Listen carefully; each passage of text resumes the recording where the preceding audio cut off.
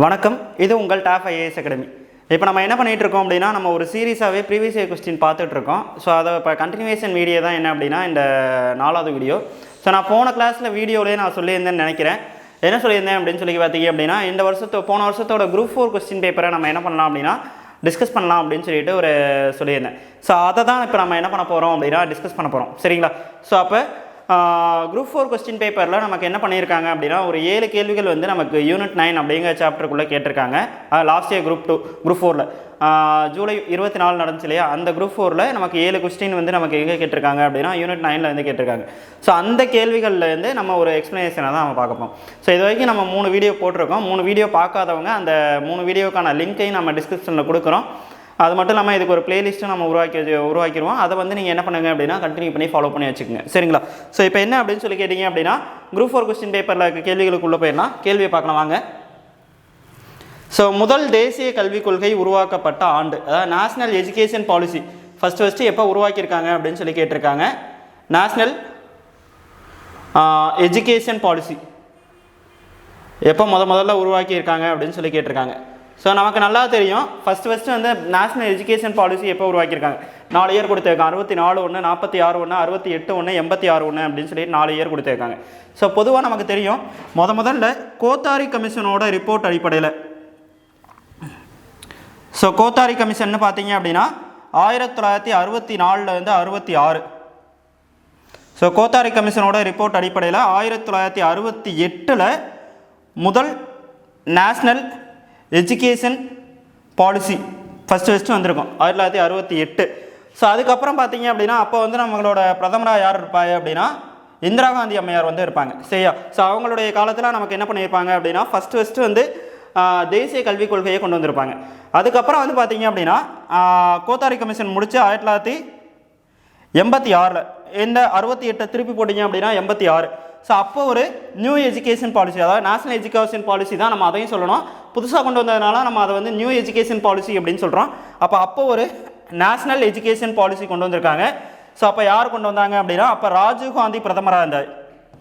ராஜீவ்காந்தி அவர்கள் வந்து பிரதமராக இருந்தாங்க அப்படிங்கிறத பார்க்குறோம். இது 86. ஸோ அப்புறம் 86 ஒரு வாட்டி திருத்தம் பண்ணி, ஸோ 92 ஒரு வாட்டி ஒரு திருத்தம், அதாவது 86ஓட நேஷ்னல் எஜுகேஷன் பாலிசி இருக்கு இல்லையா, அதை ஒரு அமெண்ட்மெண்ட் கொண்டு வந்தாங்க. ஸோ அதை ஒரு அமெண்ட்மெண்ட், ஸோ திருத்தம் கொண்டு வந்தாங்க அந்த நேஷ்னல் எஜுகேஷன் பாலிசியில். அப்புறம் 2020 கஸ்தூரி ரங்கன் கமிஷன் அப்படின்னு சொல்லிட்டு ஒரு கமிஷனை கொண்டு வந்து அப்போது ஒரு நியூ எஜுகேஷன் பாலிசி, அது ஒரு நேஷ்னல் எஜுகேஷன் பாலிசி தான். ஸோ அதை ஒன்று உருவாக்குனாங்க. ஸோ ஓவராலாக பார்த்தீங்கன்னா 68 ஒன்று, 86 ஒன்று, 92 ஒன்று, 2020 ஒன்று. ஸோ 4 டைம் வந்து நமக்கு என்ன பண்ணியிருக்கு அப்படின்னா நேஷ்னல் எஜுகேஷன் பாலிசி கொண்டு வந்திருக்காங்க. அவன் கேள்வி என்ன கேட்டான் அப்படின்னா, முதல் தேசிய கல்விக் கொள்கை உருவாக்கப்பட்ட ஆண்டு என்ன அப்படின்னு சொல்லி கேட்டிருக்காங்க. ஸோ அப்படி பார்க்கும்போது ஃபஸ்ட்டு நேஷ்னல் எஜுகேஷன் பாலிசி பார்த்தீங்க அப்படின்னா கோத்தாரி கமிஷனோட ரிப்போர்ட் அடிப்படையில் 1968 இந்திரா காந்தி அம்மையார் கொண்டு வந்தது தான் என்ன அப்படின்னா முதல் நியூ எஜுகேஷன் நேஷ்னல் எஜுகேஷன் பாலிசியாக இருக்குது அப்படிங்கிறத பார்க்குறோம். அப்போ இந்த கேள்விக்கான ஆன்சர் என்ன அப்படின்னா 1968. சரி, அப்போ முதல் கேள்விக்கான ஆன்சர் வந்து நம்ம 1968 அப்படிங்கிறத பார்க்குறோம். இந்த கோத்தாரி கமிஷன் சம்மந்தமான வேறு சில முக்கியமான டீட்டெயில்னு நம்ம பார்க்கும்போது பார்த்தீங்க அப்படின்னா, ஸோ முக்கியமாக நம்ம வந்து பார்த்தீங்க அப்படின்னா 10+2+3 அப்படிங்கிற ஒரு கல்வி முறை, இதை வந்து பரிந்துரை செய்த ஒரு கமிட்டி என்ன அப்படின்னா இந்த கோத்தாரி கமிஷன் அப்படிங்கிறத பார்க்குறோம். இந்த கோத்தாரி கமிஷனோட ரிப்போர்ட் அடிப்படையில் 1965 மும்மொழி பாடத்திட்டம் வந்து நமக்கு நடைமுறைக்கு வந்திருக்கும் அப்படிங்கிறத பார்ப்பீங்க. தமிழ்நாட்டில் மும்மொழி பாடத்திட்டம் வந்து நடைமுறைப்படுத்தியிருப்பாங்க.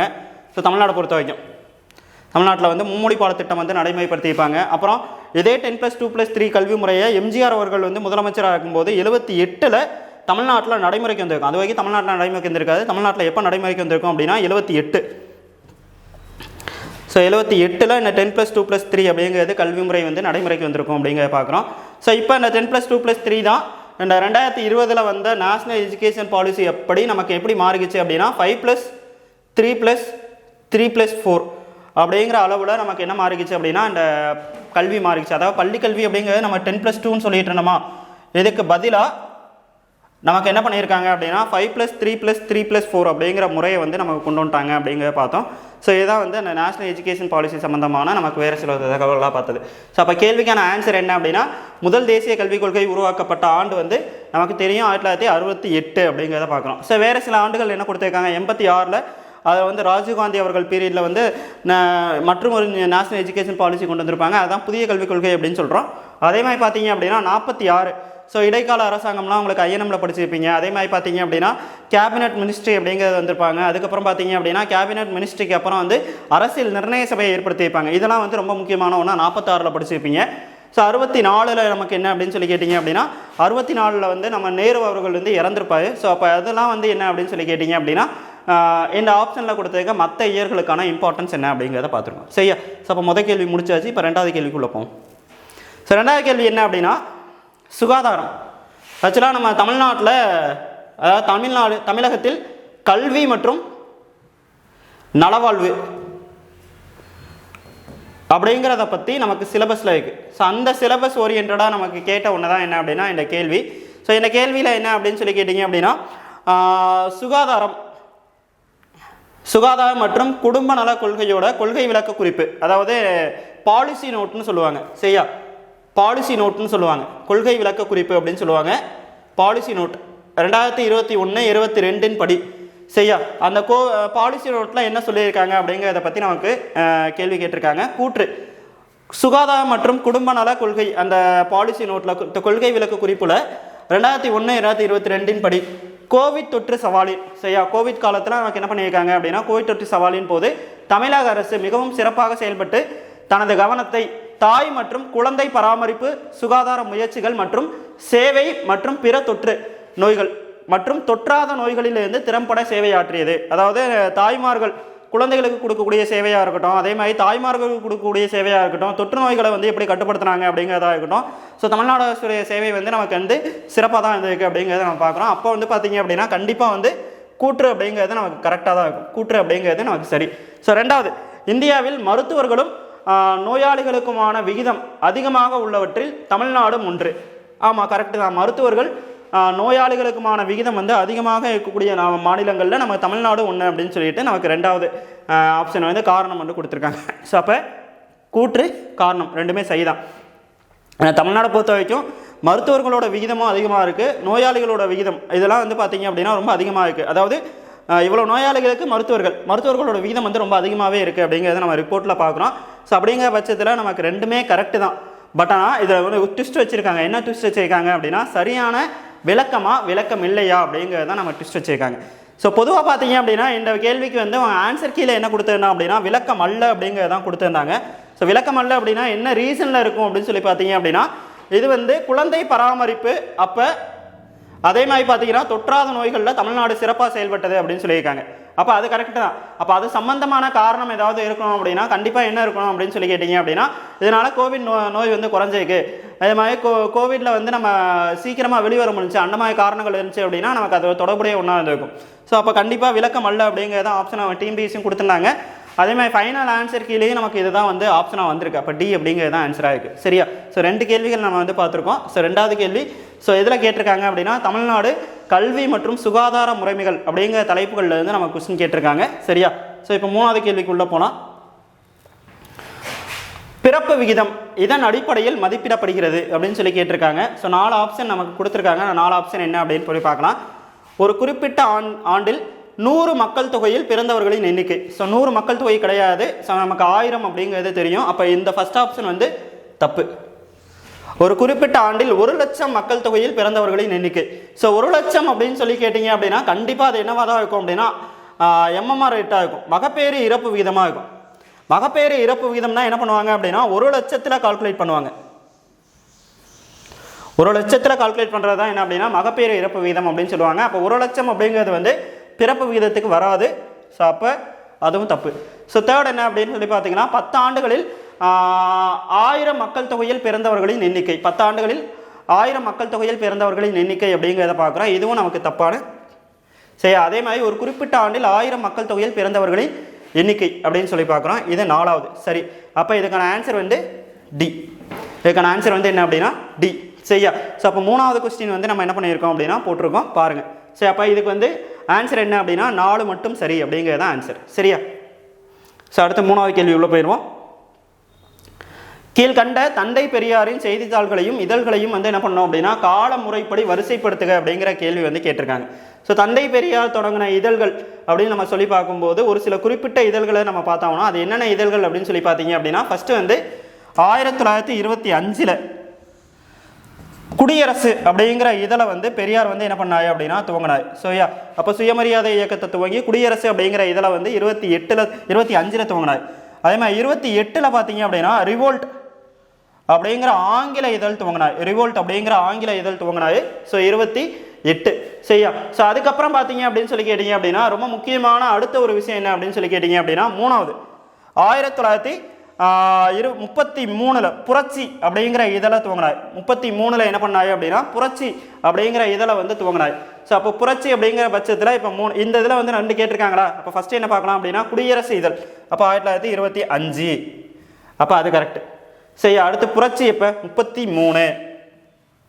அப்போ 3 4 வரமே ஆப்ஷனில் வந்து நமக்கு என்ன இருக்குது அப்படின்னா பி மட்டும்தான் இருக்குது. 3 4 வரமே நமக்கு என்ன ஆப்ஷனில் இருக்குது அப்படின்னா பி மட்டும்தான் இருக்குது. சரி அடுத்து என்ன சார் அடுத்து வந்து பார்த்தீங்கன்னா பகுத்தறிவு 34 1934 விடுதலை 1935. ஸோ அப்போ இதுதான் வந்து இந்த ஆர்டரில் இருக்கும் பி. ஸோ இதை தவிர வேறு என்னென்ன இதழ்கள் வந்து அவர் தொடங்கியிருக்காரு அப்படின்னு சொல்லி கேட்டிங்க அப்படின்னா 1969 69 70 ஆண்டுகளில் உண்மை அப்படிங்கிற இதழை வந்து துவங்கியிருக்காரு உண்மை. அப்புறம் வந்து பார்த்தீங்கன்னா 71 71 இந்த மாடர்ன் ராஷ்னலிஸ்ட் அப்படின்னு சொல்லக்கூடிய ஒரு இதழ் வந்து துவங்கியிருக்காரு. அப்புறம் வந்து பார்த்தீங்க அப்படின்னா 52 இந்த டைமில் வந்து என்ன பண்ணியிருப்பாரு 52 53 டைமில் என்ன பண்ணியிருப்பாரு அப்படின்னா இந்த ஜஸ்டிஸ் கிடையாது ஜஸ்டிசைட் அப்படிங்கிற இதழை வந்து துவங்கியிருப்பார். இதெல்லாம் வந்து பெரியார் துவங்கின இதழ்கள். ஸோ அதை கால வரிசைப்படி வரிசைப்படுத்த சொல்லியிருந்தாங்க. ஸோ அந்த அடிப்படையில் நம்ம என்ன பண்ணியிருக்கோம் அப்படின்னா கால வரிசைப்படி வரிசைப்படுத்தியிருக்கோம். ஸோ இதுக்கு ஆன்சர் என்ன அப்படின்னா பி சரியா. இப்போ அடுத்த கேள்விக்கு போகலாம். 5வது கேள்விக்கு போகலாம். பின்வரும் எந்த சபை இரட்டைமலை ஸ்ரீனிவாசனால் துவங்கப்பட்டது அப்படின்னு சொல்லி கேட்டிருக்காங்க. இரட்டைமலை ஸ்ரீனிவாசன் கேள்வி நம்மளுக்கு நல்லா பார்த்து வச்சுங்க. ஸோ யாரை பற்றி கேட்டிருக்காங்க அப்படின்னா இரட்டைமலை ஸ்ரீனிவாசன் பற்றி கேட்டிருக்காங்க. ஸோ ஆப்ஷனில் என்ன இருக்குன்னு பாருங்கள். சாக்கிய பௌத்த சங்கம் இருக்குது, அத்வைதானந்த சபா இருக்குது, அகில இந்திய ஒடுக்கப்பட்டோர் சங்கம் இருக்குது, ஆதி திராவிட மகாஜன சபை இருக்குது. சரியா இந்த 4 ஆப்ஷனில் நம்ம எதை வந்து நம்ம கொடுக்க போகிறோம் அப்படிங்கிறது தான் ஆன்சர். சரி இப்போ கவனிங்க இந்த 5வது கேள்வியை பாருங்க. இதில் 4 ஆப்ஷனை கவனிப்போம். சாக்கிய பௌத்த சங்கம் அப்படிங்கிறது என்ன சார்? அதாவது அயோத்திதாச பண்டிதர்